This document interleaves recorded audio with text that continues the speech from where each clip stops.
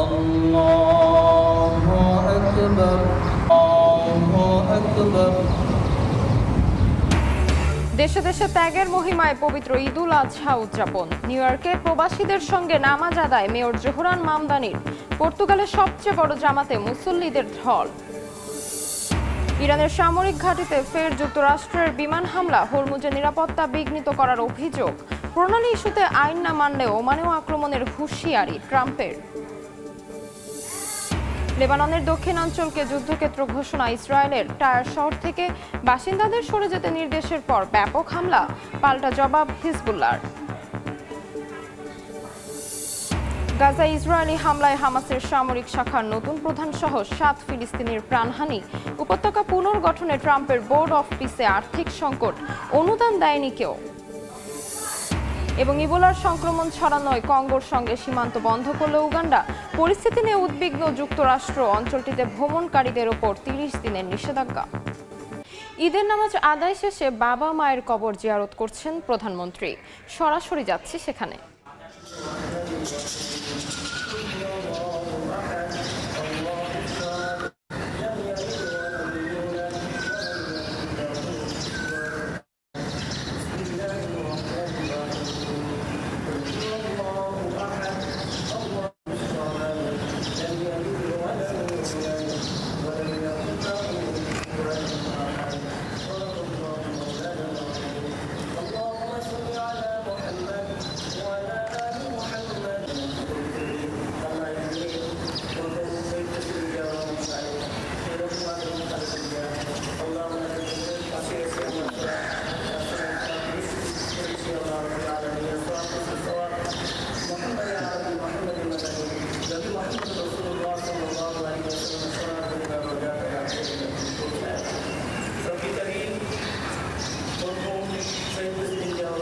বাংলাদেশের পাশাপাশি বিভিন্ন দেশে ত্যাগের মহিমায় উদযাপিত হচ্ছে পবিত্র ঈদুল আজহা। অস্ট্রেলিয়ায় বিভিন্ন জায়গায় প্রবাসী বাংলাদেশিরা ঈদের নামাজ আদায় করেন। এছাড়া পর্তুগাল, কানাডা সহ বিভিন্ন দেশে উৎসব মুখর পরিবেশে উদযাপিত হচ্ছে পবিত্র ঈদ। ঈদের জামাতে অংশ নেন প্রবাসী বাংলাদেশিরা। বিশ্ব মুসলিম উম্মার শান্তি ও ফিলিস্তিনি সহ নির্যাতিত মানুষের মুক্তি কামনায় বিশেষ দোয়া করেন মুসল্লিরা। মহান আল্লাহর সন্তুষ্টির আশায় দেয়া হয় পশু কোরবানি। ইউরোপে পবিত্র ঈদুল আজহার সবচেয়ে বড় জামায়াত অনুষ্ঠিত হয় পর্তুগালের লিসবনে। বাংলাদেশিদের আয়োজনে অনুষ্ঠিত ঈদ জামাতে অংশ নেন কয়েক হাজার মুসল্লি। জার্মানির রাজধানী বার্লিন সহ বিভিন্ন স্থানে প্রবাসী অধ্যুষিত ও তার্কিস মসজিদগুলোতে দুটো করে ঈদের জামাত হয়। ইতালির রাজধানী রোম সহ দেশটির বিভিন্ন অঞ্চলে 50টিরও বেশি স্থানে খোলা মাঠে ঈদের জামাত অনুষ্ঠিত হয়। আয়ারল্যান্ডেও আল্লাহর নৈকট্য লাভের আশায় ঈদের জামাতে অংশ নেন অনেকে। ফ্রান্সের প্যারিসে প্রধান মসজিদের পাশাপাশি বাংলাদেশি অধ্যুষিত এলাকায় একাধিক ঈদ জামাত অনুষ্ঠিত হয়। ফিনল্যান্ডের রাজধানী হেলসিঙ্কিতে বাংলাদেশ কমিউনিটির আয়োজনে 3টি ইনডোর স্টেডিয়ামে উদযাপিত হয়েছে ঈদুল আজহার জামাত। সবচেয়ে বড় জামাত হয়েছে এসপো মুসলিম সেন্টারের আয়োজনে। যথাযথ ধর্মীয় ভাব গাম্ভীর্য আর আনন্দ উৎসবের মধ্য দিয়ে অস্ট্রেলিয়ায় উদযাপিত হচ্ছে পবিত্র ঈদুল আজহা। বাংলাদেশের সঙ্গে একই দিনে ঈদ হওয়ায় আনন্দের মাত্রা বেড়েছে বহুগুণ। বাংলাদেশি মুসলিমদের আয়োজনে ঈদের জামাতে হাজার হাজার প্রবাসী অংশগ্রহণ করেন। বৃষ্টির সম্ভাবনা থাকায় এবার বিভিন্ন ইনডোর ও কমিউনিটি সেন্টারে ঈদের জামাত আয়োজিত হয়। দেশের মতো করেই খোলা মাঠে ঈদগাহের আদলে ঈদুল আজহার নামাজ আদায় করেছে কানাডার টরন্টোর বাংলাদেশি কমিউনিটি। শহরের বাংলা টাউন হিসেবে পরিচিত ডেনফোর্থ এলাকায় ডেন্টোনিয়া পার্কে সকাল 10টায় অনুষ্ঠিত হয় ঈদের জামাত। সংযুক্ত আরব আমিরাতের আবুধাবি, দুবাই ও শারজা সহ বিভিন্ন অঞ্চলের কেন্দ্রীয় ঈদগাহ ও মসজিদগুলোতে ছিল মুসল্লিদের ভিড়। স্থানীয়দের পাশাপাশি বাংলাদেশ সহ অন্যান্য দেশের প্রবাসীরাও ঈদের জামাতে অংশ নেন। যুক্তরাষ্ট্র যথাযথ ধর্মীয় ভাব গাম্ভীর্য আর আনন্দ উৎসবের মধ্য দিয়ে উদযাপিত হয়েছে পবিত্র ঈদুল আজহা। নিউ ইয়র্কের সবচেয়ে বড় ঈদের জামাতটি হয় জামাইকা মুসলিম সেন্টারের উদ্যোগে স্থানীয় টমাস এডিসন স্কুল মাঠে। ব্রোঙ্কসের বাংলা বাজারে ঈদের জামাতে অংশ নেন মার্কিন কংগ্রেসের সদস্য আলজান্দ্রিয়া ওকাসিও কর্টেজ ও নিউ ইয়র্ক সিটির মেয়র জোহরান মামদানি। শুধু নিউ ইয়র্ক সিটিতে 400টি স্থানে ঈদের জামাত অনুষ্ঠিত হয়েছে। ঈদের নামাজ আদায় মুসল্লিদের ঢল নামে বিভিন্ন মসজিদ ও খোলা মাঠে। মধ্যপ্রাচ্য ও উত্তর আফ্রিকা জুড়ে উদযাপিত হচ্ছে মুসলিম উম্মার অন্যতম বড় ধর্মীয় উৎসব পবিত্র ঈদ উল আজহা। জেরুজালেম, সিরিয়া, মিশর, লিবিয়া ও ইরাকের মসজিদগুলোতে ভিড় করেন লাখো মুসল্লি। ফিলিস্তিনের আল আকসা থেকে শুরু করে ইরাকের কারবালা সবখানেই ঈদের জামাতে ধ্বনিত হয় শান্তি, সমৃদ্ধি ও মুক্তির আকুতি। চিরচেনা এই আনন্দের আবহেও যুদ্ধবিধ্বস্ত ফিলিস্তিন ও অর্থনৈতিক সংকটে জর্জরিত সিরিয়ার সাধারণ মানুষের কণ্ঠে ফুটে উঠেছে বুক ফাটা হাহাকার আর মুক্তির প্রার্থনা।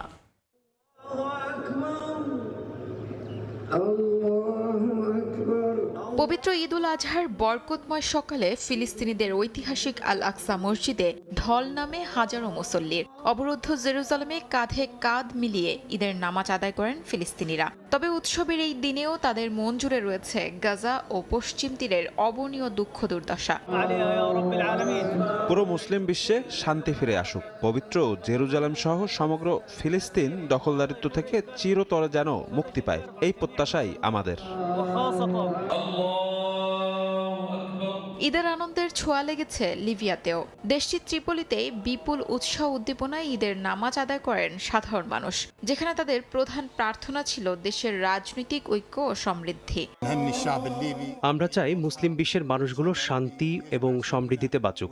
জেরুজালেমে দখলদারিত্ব বন্ধ হোক, বিশেষ করে পশ্চিম তীর এবং গাজায় হামলা বন্ধ করতে হবে। অন্যদিকে মিশরের কায়রোতেও রাস্তায় উৎসবের চিরচেনা আমেজ।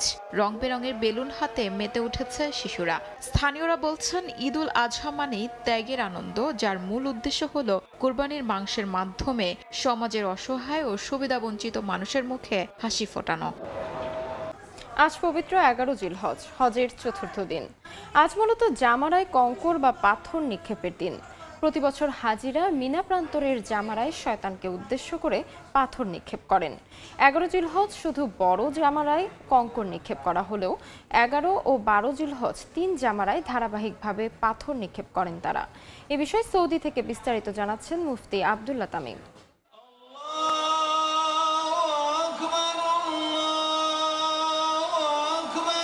হযরত ইসমাঈল আলাইহিসসালাতুওয়াসসালামকে জবেহ করার মহান পরীক্ষার সময় অভিশপ্ত শয়তান যখন প্ররোচনা দেওয়ার চেষ্টা করেছিল, তখন তাকে পাথর নিক্ষেপ করেছিলেন আল্লাহর বন্ধু হযরত ইব্রাহিম আলাইহিসসালাতুওয়াসসালাম। শয়তানের সেই কুপ্ররোচনা থেকে বাঁচার ঐতিহাসিক প্রচেষ্টাকে স্মরণ করেই প্রতি বছর মিনার ময়দানে শয়তানকে পাথর নিক্ষেপ করেন আল্লাহর মেহমানরা।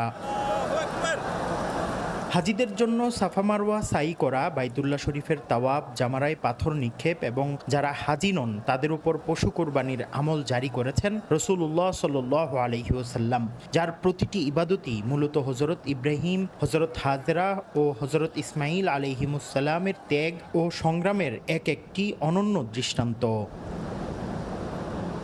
হাজিদের এসব গুরুত্বপূর্ণ কার্যাবলীর মূল কারণ বর্ণনা করে রাসূলুল্লাহ সাল্লাল্লাহু আলাইহি ওয়াসাল্লাম ইরশাদ করেছেন, বাইতুল্লাহর তাওয়াফ, সাফা মারওয়ার মধ্যে সাই এবং জামারাতের পাথর নিক্ষেপের বিধান মূলত আল্লাহ তাআলার জিকির প্রতিষ্ঠার জন্যই করা হয়েছে।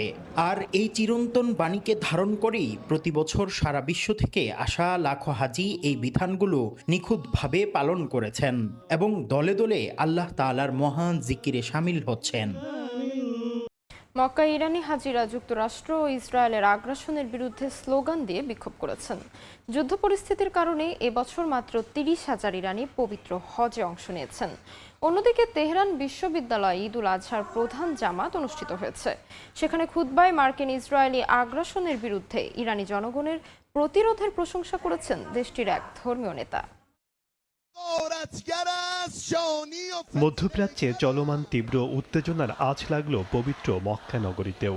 হজ পালনের উদ্দেশ্যে ইরান থেকে যাওয়া হাজিরা মক্কায় একত্রিত হয়ে যুক্তরাষ্ট্র এবং ইসরায়েলের বিরুদ্ধে বিভিন্ন স্লোগান দিয়েছেন। এ সময় ফিলিস্তিন, লেবানন সহ মধ্যপ্রাচ্যে ওয়াশিংটন ডিসি ও তেল আবিবের ভূমিকার কঠোর সমালোচনা করেন তারা।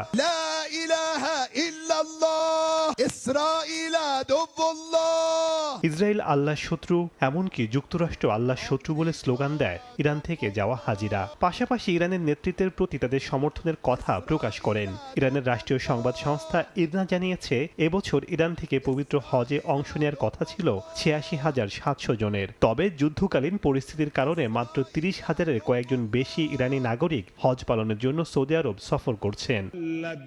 এদিকে বুধবার ইরান জুড়ে ঈদ উল আজহা উদযাপন হয়। দেশটির প্রধান ঈদের জামাত অনুষ্ঠিত হয়েছে তেহরান বিশ্ববিদ্যালয়ের মাঠে। এই জামাতে দেশটির বিপুল সংখ্যক ধর্মপ্রাণ মানুষ এবং সামরিক ও জাতীয় গুরুত্বপূর্ণ ব্যক্তিরা অংশ নেন। ঈদের নামাজের প্রথম খুতবায় হুজ্জাতুল ইসলাম খাতামি বিশ্বের সকল মুসলমানকে ঈদের শুভেচ্ছা জানান। দ্বিতীয় খুতবায় দেশে যুক্তরাষ্ট্র ও ইসরায়েলি আগ্রাসনের সময় তেহরানের রাস্তায় ইরানি জনগণের স্বতঃস্ফূর্ত উপস্থিতির প্রশংসা করেন এই ধর্মীয় নেতা। ইসরায়েলে নির্বিচার হামলায় লেবাননে মলিন ঈদ আনন্দ।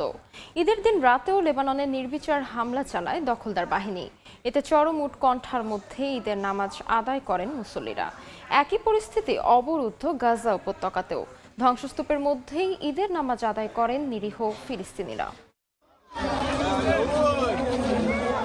ধ্বংসস্তূপে পরিণত হওয়া ফিলিস্তিনের গাজা উপত্যকায় এবারের ঈদুল আজহা এসেছে সম্পূর্ণ ভিন্ন এক রূপ নিয়ে। সেখানে আনন্দের কোনো জায়গা নেই, আছে শুধু হারানোর দীর্ঘশ্বাস।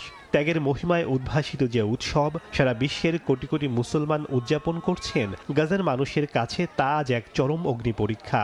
যুদ্ধ কেড়ে নিয়েছে তাদের ঘরবাড়ি, বন্ধু বান্ধব এবং উৎসবের সেই চেনা আনন্দ।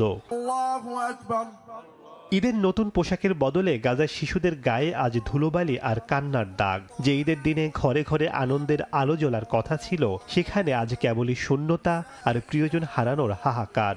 বিশ্ব যখন উৎসবে মেতেছে, গাজার বাসিন্দারা তখন কেবলই লড়ছে বেঁচে থাকার জন্য।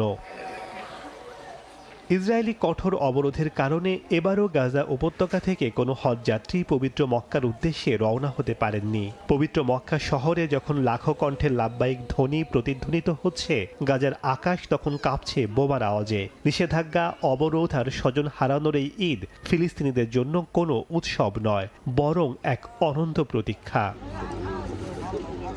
অন্যদিকে দক্ষিণ লেবাননের সীমান্ত এলাকায় এবারের ঈদুল আজহা এসেছে বাস্তুচ্যুতি, অনিশ্চয়তা এবং চলমান ইসরায়েলি হামলার মধ্য দিয়ে। পুরো অঞ্চল জুড়ে অব্যাহত ইসরায়েলি আক্রমণ এবং নিরাপত্তার শঙ্কা এই উৎসবের চিরচেনা ঐতিহ্য কেড়ে নিয়েছে। একসময় যা ছিল স্বজনদের ভিড়ে ঠাসা ঘরবাড়ি আর পারিবারিক পুনর্মিলনের সময়, তা আজ রূপ নিয়েছে এক শূন্যতা আর আতঙ্কের দিনে।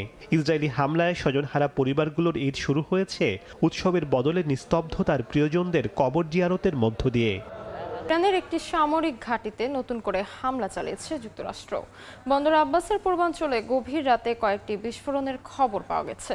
হরমুজ প্রণালীতে মার্কিন সেনা ও বাণিজ্যিক জাহাজের নিরাপত্তা বিঘ্নিত করার অভিযোগে এই হামলা বলে রয়টার্সকে জানিয়েছেন ট্রাম্প প্রশাসনের এক কর্মকর্তা। এদিকে হরমুজ ইস্যুতে ওমান আন্তর্জাতিক নিয়ম না মানলে তাদের উপরও হামলা চালানো হবে বলে হুঁশিয়ারি করেছেন প্রেসিডেন্ট ডোনাল্ড ট্রাম্প। ইরান যুদ্ধ স্থায়ীভাবে বন্ধে ওয়াশিংটনে গুরুত্বপূর্ণ ক্যাবিনেট মিটিং ডাকেন মার্কিন প্রেসিডেন্ট ডোনাল্ড ট্রাম্প। সাংবাদিকদের বিভিন্ন প্রশ্নের জবাব দেন তিনি। ট্রাম্প দাবি করেন ওয়াশিংটনের চাপের মুখে তেহরানে শাসন ব্যবস্থার পরিবর্তন অর্জিত হয়েছে এবং ইরানি নেতৃত্ব এখন চুক্তি করতে আগ্রহী। তবে ইরানের খসড়া প্রস্তাবনায় এখনও মার্কিন প্রশাসন সন্তুষ্ট নয় উল্লেখ করে ট্রাম্প হুঁশিয়ারি দিয়ে বলেন, সন্তোষজনক চুক্তি না হলে প্রয়োজনে সামরিক শক্তি ব্যবহার করা হবে।